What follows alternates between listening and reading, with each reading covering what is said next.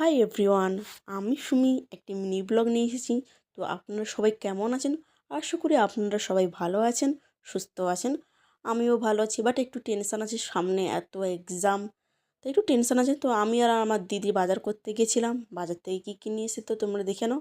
আর বাড়ির লোকদেরও দেখাচ্ছিলাম। তো বাড়ির লোকেরা তো বলছে এত সবজির দাম, আর বাইরে মানে তো সবজির দামেই হবে।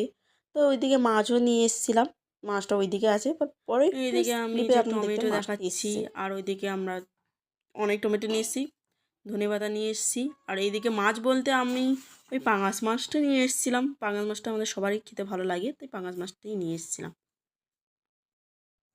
তো আমাদের পড়তে পড়তে খুবই খিদে পেয়ে গেছিলো, তো আমরা কি করবো সেটা খুঁজেই পাচ্ছি না। তো আমি ওই রান্নাঘরে গিয়ে বলছি, দিদি বলছে কী খাবি বল। দিদি বলছে বরং লুচি বানিয়ে খাই চল। তো লুচির সঙ্গে আমরা কী খাবো সেটাই বুঝতে পারছি না, কারণ আমাদের কাছে তো কিছুই ভেজানো নেই।